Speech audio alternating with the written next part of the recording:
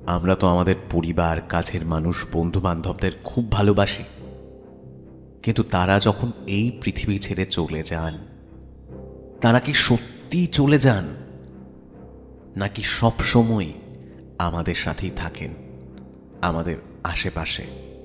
আপনার কি মনে হয়? নমস্কার, চ্যানেলের আরও একটা এপিসোডে আপনাদের সকলকে স্বাগত জানাই। যারা প্রথমবারের জন্য শুনছেন, আমার নাম জো, পেশা একজন রেডিও জকি, নেশায় গল্প শোনাতে ভালোবাসি, কিছুটা আমার, বাকিটা আপনাদের। এবং আজ আপনাদের জন্য রয়েছে দুখানা অভিজ্ঞতা। আমি সেই অভিজ্ঞতাগুলো শোনাবো, তবে তার আগে ছোট্ট করে বলে দিই, যারা রোজ শুনছেন তাদের জন্য তো নয় কথাটা, যারা প্রথমবারের জন্য শুনছেন তাদের জন্যই। যদি আপনি আপনার কোনো এক্সপিরিয়েন্স আমার সাথে শেয়ার করতে চান, খুব সহজেই শেয়ার করতে পারেন। আপনাকে শুধু লিখতে হবে, না হয় রেকর্ড করতে হবে, এবং তারপর সেটা পাঠাতে হবে আমার ফেসবুক পেজের ইনবক্সে। আর না হয় আপনি আমায় সোজা মেইল করতে পারেন। আমার ইমেল অ্যাড্রেস story@jo@gmail.com। আজ আপনাদের জন্য রয়েছে দুখানা অভিজ্ঞতা। প্রথমেই যার অভিজ্ঞতা শোনাবো, মৌসুমিদি। মৌসুমিদি আগেও আমাদের সাথে নিজের অভিজ্ঞতা শেয়ার করেছেন, এবং আজ ওনার পাঠানো দ্বিতীয় অভিজ্ঞতা আমি আপনাদের শোনাবো।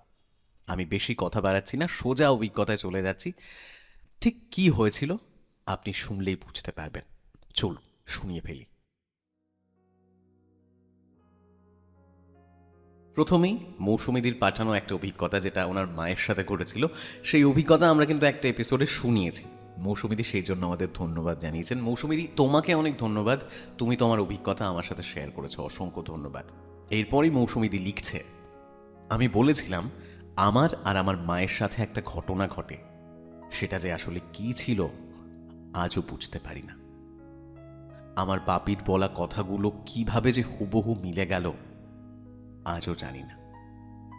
এইবার আসি সেই অভিজ্ঞতায়।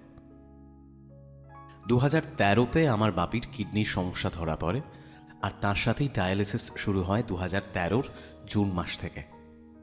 আর আমার বাপি মারা যায় 2018-র 23শে মে।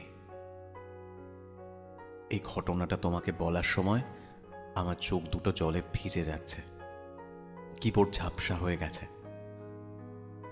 এমনিতেই সবাই বলে যে মেয়েরা বাবা সোহাগী হয়, হয়তো তাই। কারোর কথা বলতে পারবো না, কিন্তু আমি আমার বাপিকে এখনো খুব ভালোবাসি আর মিস করি। বাপি আমাকে মানু বলে ডাকত। আমি খুব মিস করি বাপির মুখের মানু ডাকটা। আমি যেহেতু আমার মা বাপির একমাত্র মেয়ে, এবং সেটাও যেমন একটা কারণ, আরও একটা কারণ ছিল যে আমি ভালোবেসে বিয়ে করি।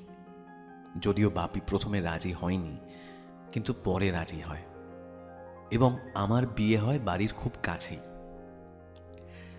আমি একা বলে মা আর আমি বাপিকে নিয়ে ডায়ালিসিস করাতে যেতাম। মা একা যেতে ভয় পেত, যদি কোনো সমস্যা হয় সেই জন্য। বাপির ডায়ালিসিস হতো সপ্তাহে 2 দিন, মঙ্গলবার আর শুক্রবার।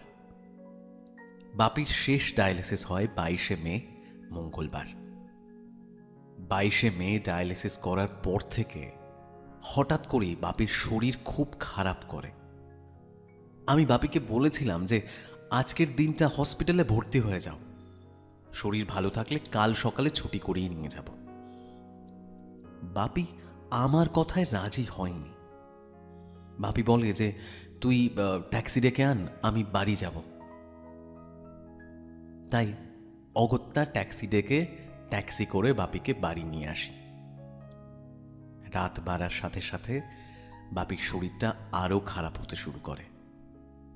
মা আর বাপি দুজনেই আমায় বলে যে তুই শ্বশুর বাড়িতে ফোন করে বলে দে যে আজ রাতে তুই এখানেই থাকবি, বাপির শরীরটা ভালো নেই। আমিও ফোন করে বলে দিলাম। বাপি আমাকে বলতে লাগলো, আমি মরে গেলে তোর মাকে দেখবি, টাকা পয়সা নিয়ে চিন্তা করতে হবে না, দোকান বাজার করে দিবি, মায়ের খেয়াল রাখবি। আমাদের বাড়িটা দোতলা। আমি রাতে খেয়ে যথারীতি ওপরে, মানে যেটা আমার ঘর, সেই ঘরে গিয়ে শুয়ে পড়লাম, আর মা বাপিকে খাইয়ে শুয়ে পড়ল। বাপি নাকি সেই রাতে সারা রাত ধরে বলে গেছে, আমি আর বাঁচব না, বিবেক আমার জীবনটা শেষ করে দিল। বিবেক হলো সেই ছেলেটা, যে ছেলেটা ডায়ালিসিসের ওখানে কাজ করত, মানে ওই সিরিঞ্জ পরিষ্কার করা, ডায়ালিসিসের ব্যবস্থা করা, এসব করতো আর কি। সে যাই হোক, সেদিন সারা রাত বাপি একটুও ঘুমোয়নি, সাথে মাও। মা ভোরবেলায় উঠে সব কাজ সেরে স্নান করে তুলসী তলায় জল আর ফুল দিতে যাওয়ার সময় বাপিকে বলে, কি গো, কেমন আছো, ঘুমোচ্ছ নাকি? আস্তে আস্তে ওঠো, আমি তুলসী তলায় জল দিয়ে এসে তোমাকে বাথরুমে নিয়ে যাব। তখন হঠাৎ করেই বাপি বলে, আজ তুমি তুলসী তলায় আগুন দিচ্ছ কেন? তুলসী তলা তো আগুনে দাউ দাউ করে জ্বলছে, আগুনটা নিভিয়ে দাও। মা বাপির মুখের এই কথাগুলো শুনে খুব অবাক হয়ে যায় আর বলে, কই, তুলসী তলায় আগুন জ্বলছে কোথায়? আর তুলসী তলায় আগুনই বা দেবো কেন? আজ তো পয়লা বৈশাখ নয় যে বাড়ির বাইরে আগুন জ্বালাবো। কি ভুলভাল বলছো? আমি তো তুলসী তলায় জল দিতে যাচ্ছি। এই কথা বলে মা ঘর থেকে বেরিয়ে যায় এবং যথারীতি তুলসী তলায় গিয়ে জল ফুল দিয়ে বাপিকে আবার ডাকে। বাপি এবার মায়ের ডাকে সাড়া দেয় না। আমি ওদিকে ঘুম থেকে উঠে ওপরের ঘর পরিষ্কার করে স্নান করে সিঁড়ি দিয়ে নিচে নামছি। মা তখন আমায় বাপি কাল সারা রাত ধরে কি কি বলেছে আর এই যে তুলসী তলায় আগুনের ঘটনাটা, এটাও বলে। আর বলে যে তুই বাপিকে ডেকে দে, আর ডেকে বাপিকে বল যে তুই ও বাড়ি যাবি। বাপিকে ডাকি, কিন্তু বাপি আমার কথায় সাড়া দেয়নি বলে মনে হয়। আমার মনে হয় বাপি আবার ঘুমিয়ে পড়েছে, সারা রাত তো ঘুমোয়নি। তা আমি যখন বাপিকে বলি যে বাপি আমি আসছি, আমি আবার পরে আসব, তখন বাপি না কেমন যেন গোঙায়। সেটা শুনে আমি বাপিকে চিৎ করে শুইয়ে দিই আর দেখি বাপির মুখটা না বেঁকে গেছে। সেটা দেখে আমি প্রচণ্ড ভয় পেয়ে যাই আর মাকে বলি। মা সাথে সাথেই মামার বাড়িতে খবর দেয়, জেঠুদেরকে ফোন করে আসতে বলে, আর আমি অ্যাম্বুলেন্সে ফোন করি, আর সাথে সাথেই বাপিকে হসপিটালাইজড করি। কিন্তু সেইবার আর কোনো লাভ হয়নি। বাপি সেদিন সন্ধে 6:20 নাগাদ হাসপাতালেই মারা যান।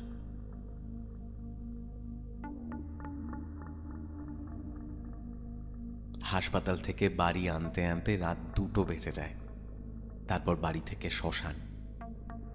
আমি বাপির মুখাগ্নি করি, আর শ্মশানের সব কাজ সেরে যখন শ্মশানের তুলসী তলায় ধূপবাতি জ্বালাতে যাই, তখন যেটা দেখি সেটা দেখে আমার মাকে বলা বাপির সেই কথাগুলো আমার মনে পড়ে যায়। আমি দেখি তুলসী তলায় এত ধূপবাতি জ্বলছে, বাতির সেই আগুনে সমস্ত ধূপগুলো দাও দাও করে জ্বলছে।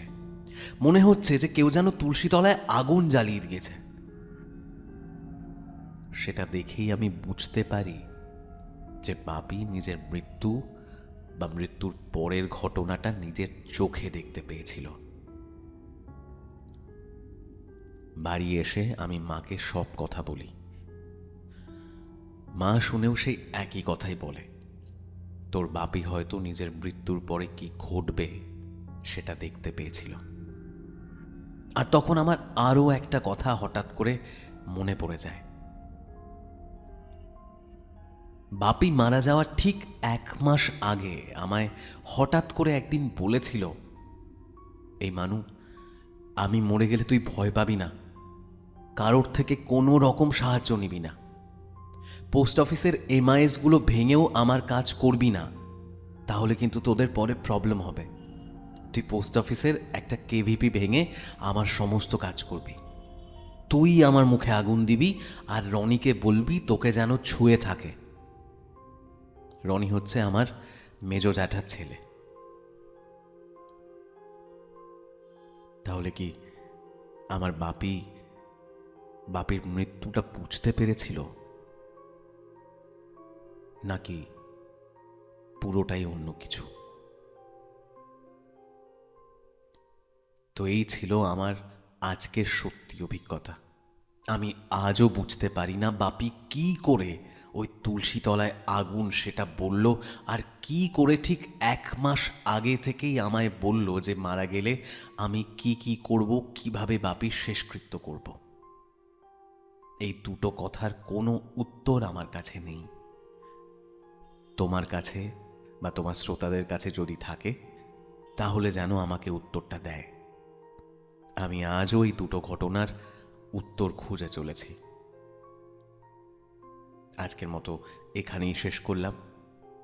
এরপরে আমার মায়ের সাথে ঘটে যাওয়া আরও দুটো অভিজ্ঞতা শেয়ার করব। আজকের মতো টাটা।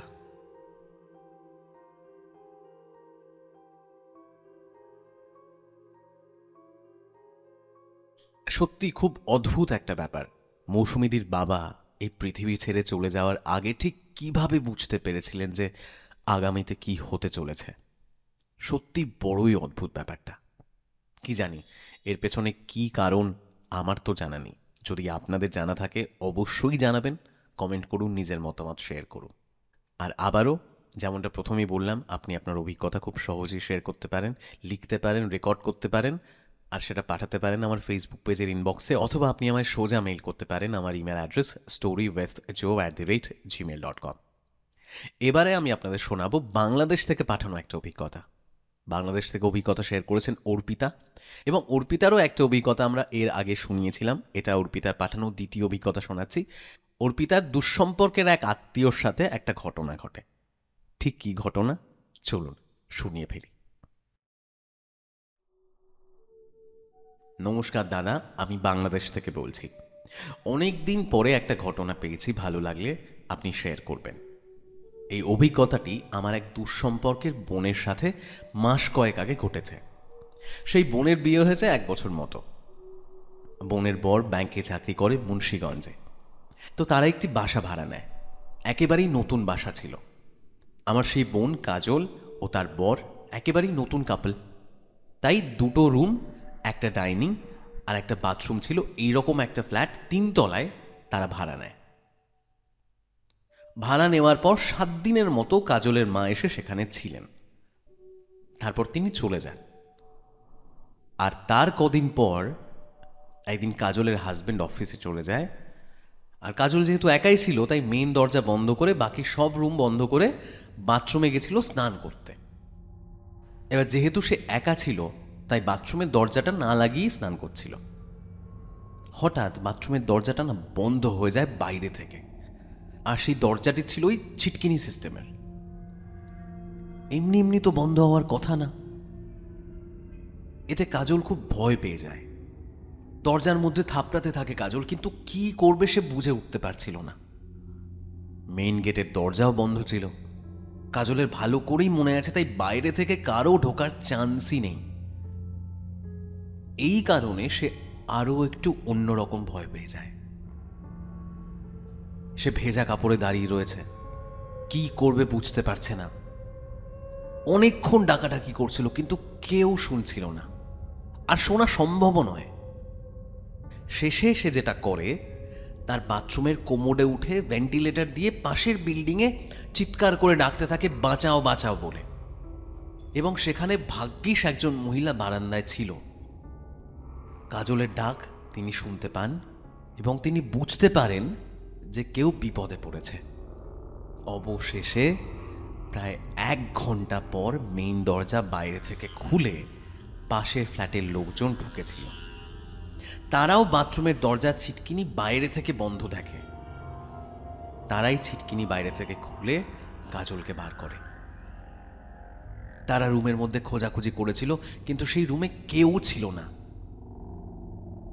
তখন কেউ কেউ বলে যে চাপ লেগে ছিটকিনি হয়তো আটকে গেছে, কিন্তু এই ছিটকিনিটা যেভাবে লাগানো ছিল সেটা নিজের ইচ্ছেতে না লাগালে ওরমভাবে বন্ধ করা যায় না। তাহলে কে আটকে রেখেছিল বাথরুমের দরজা? এর ব্যাখ্যা সেদিন সেখানে যে কজন উদ্ধার করতে এসেছিল তারাও দিতে পারেনি। তারপর কাজলের হাজবেন্ড সহ তারা সেই বাসাতে আরো 15 দিন ছিল, কিন্তু একা থাকেনি। তার হাজবেন্ড যখন অফিসে যেত, কাজল কোনো এক রিলেটিভের বাসায় চলে যেত, শুধু রাতে এসে সেখানে থাকতো। এছাড়া আর তেমন কোনো ঘটনা তারা ফেস করেনি।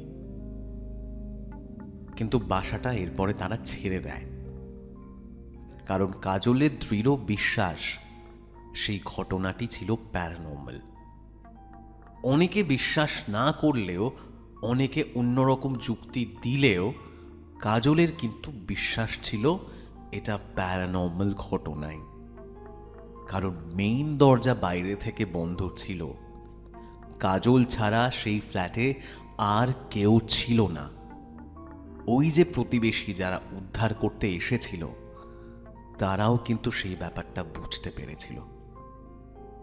তাহলে আসলেই কি ঘটনা ঘটেছিল সেই ফ্ল্যাটে? এই ছিল কাজলের সাথে ঘটে যাওয়া একেবারেই সত্যি একটা অভিজ্ঞতা।